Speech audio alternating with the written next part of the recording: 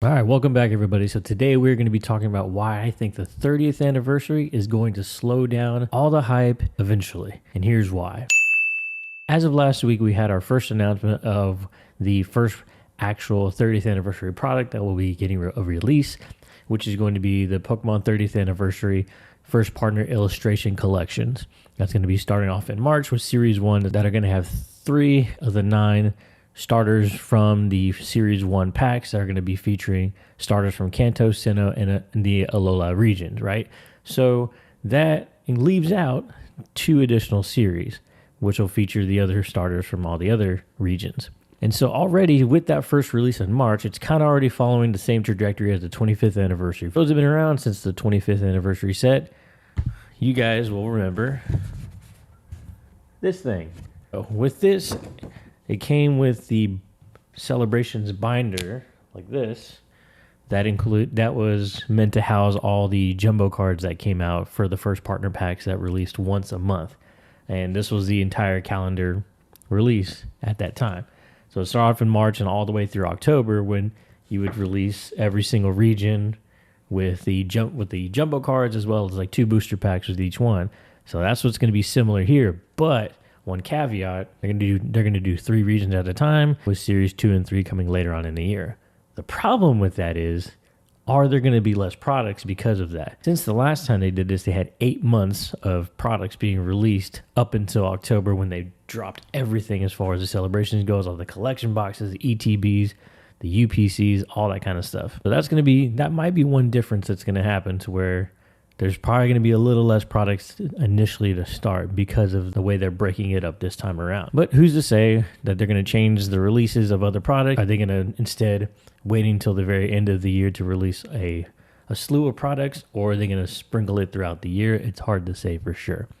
But that's just going to be my prediction that there's going to be less products initially at the start of these first partner collection boxes. And then October, they're going to have everything else released, but hopefully that's not the case, but we'll have to see. But what I'm thinking is that if it's going to follow the same trajectory and they're just going to do these first partner stuff to start, and then in the back half of the year they're going to start pushing out a lot of product, that is when I think that the main series sets are going to take a step back. And we're about to discuss why exactly that is. So let's kind of pull up a chart that I think is very interesting to kind of look at, as well as the release schedules of main sets that are coming out. When the 25th anniversary was making all the big drops in October, let's see what sets were released at that time. So it was Evolving Skies that came out in the end of August of that year. So it was about 2 months ahead of time before they started dropping all the anniversary products for the 25th, which involved, again, all the collection boxes,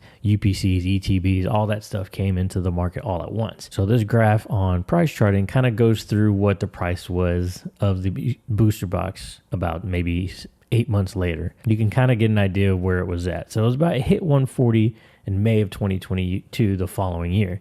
So you can kind of assume when it was released, MSRP was about 140, 155 after tax, depending on your state, around that time of release. And it kind of didn't go back into MSRP until August of the very next year. So 1 year later. And I believe why it did that is because the celebrations took over everything. The market was crazy. With the celebrations anniversary set came a lot of huge spikes in the vintage market. A lot of vintage products were going sky high. And of course, this is also paired with COVID at the same time. A lot of stimulus was coming into people's pockets and they were just spending money on old stuff that they liked and hobbies. And Pokemon was one of them. I think also that was played a factor. But when it comes into this new market, I think it's going to follow these similar lines because, again, hype is so high right now going into the 30th anniversary that's going to be what people are going to be looking out for. Scalpers are going to be looking at that particular product because they know it's limited. Whereas the mainline sets, as of right now, even today with Mega Evolutions 1 and 2, the products aren't really all that high, right? I mean, they're a little bit higher as far as MSRP goes, but you can find booster packs pretty much all the time now at Walmart, sometimes at Target, depending on the drop is, but the UPCs are everywhere. Booster packs are everywhere. So maybe the booster bundles and the booster boxes are a little bit harder to find at retail, but I'm still seeing sales on the booster boxes, especially Phantasmal, going anywhere between 200 and 215, whereas on TCG it's like at 235. But there's ways to get it for cheaper. And at 200 or 215, you're talking about maybe 20% more markup than what you get at retail, which it's still not all that bad. And I think by the time we get to August or September, when more of these 30th anniversary products are going to be released, which I think are going to be near the tail end of the year, I'm thinking they're going to do the same way, then I think that these main series sets are going to be either MSRP or maybe even a little bit cheaper for the products that people were going to buy, especially those that like to hold the product. I think the booster boxes are going to be at a relatively much better price point than they are right now. So when we look at these release schedules and how they're playing and how they are stacking against now the Mega Evolution sets, we have Perfect Order, which is now coming out in March, so at the exact same time as the first partner series that's coming out for this year. Then we're going to have one set in May, and then we're going to have MEO 5 in August or September, and then we're going to have MEO 6 in November. That's if they obviously keep up with Mega Evolutions, which I'm sure they will. But those two sets, 5 and 6, whatever their set name is, I believe at that time there's going to be a lot more focused on the anniversary product than there is going to be the mainline sets. Now we're looking at Evolving Skies, but let's kind of pivot and look at Fusion Strike instead. Of course, now Fusion Strike, this one came out in November of 2021, and you can kind of see even in January, it was $110 a box. Now the hype mainly was into vintage, and the Celebration set kind of paired along with that in the 2020 and 2021. So it may not reflect the same, but I still think they're going to have some similarities because, again, when you look at Fusion Strike, sub $100. So Modern wasn't really looked at. And so when they actually reveal the 30th anniversary set, kind of similar like to these, right? They did reprints of all the original. They had reprints of some of the other ones too, like the Birthday Pikachu, Zapdos, Groudon, Level X, the Claydol, like all these other ones that you have these reprints of. I think that when they finally release what those cards will be in the 30th anniversary set, people that never looked at older vintage cards are going to see the reprints in the 30th and they're going to want to go get those original ones. So I think with that 30th anniversary, there's going to be a slight pivot into vintage again, depending on what sets they include. And that can go back from like the EX era, like Team Rocket Returns, Diamond and Pearl, EX Sandstorm, like pretty much all those old series. I think they're going to reprint some of those and bring those back, and people are going to want to look into those again, want to rip those or just buy those singles. So there's going to be a shift back into more vintage product, and so that's going to leave the market open for more modern stuff. And as you kind of know right now, the hype is going to shift back and forth depending on what's going to be most popular and what's going to be making the people that scout these products more money.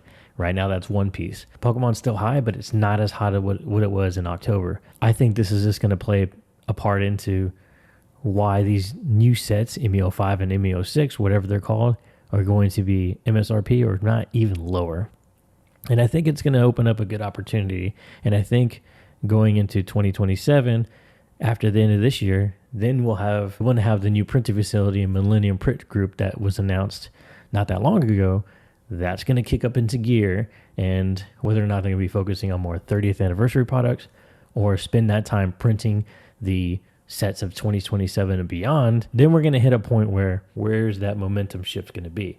Now it's going to be, okay, now they're printing more cards are ever going to be printed, and are we going to hit a point in time where, boom, we go back to these prices where it's under MSRP, and by a lot. Because if you look at like the Evolving Skies and even the Fusion Strike right here, that was about 30% less than what MSRP was. I think MSRP was, again, like $155 plus tax.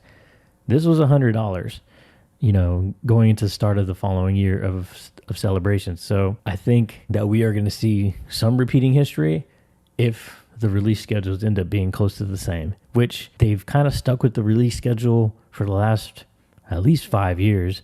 And I think that's going to pretty much be the same. I don't think they're going to change very much. If anything, they might release a little bit more 30th anniversary products besides just the first partner series, as in like trickling a few more collection boxes early on.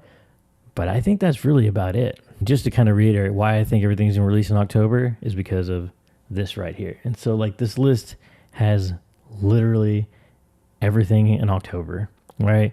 ETBs, mini tins, Charizard boxes, Dark Sylveon boxes, all the way through like 22nd is all nothing but celebration stuff. So I think it's really going to shift when we hit the holiday season, because there's just going to be a slew of 30th anniversary products coming in all at the exact same time. I believe so. And with that, I think it's just going to, again, shift everybody from more modern stuff into the 30th anniversary stuff. I like to know what you guys are thinking. Let me know if y'all feel the same way about what may happen near the end of the year. And if you think that people are going to shift back from modern into more vintage products, let me know what you guys think in the comments down below. And also, if you haven't already, my website is going to be launching thepokebaron.com pretty soon. QR code's on the bottom of the video. Scan that QR code, get signed up to get notified when the website goes live. Thanks again for tuning in. I'll see you guys next time.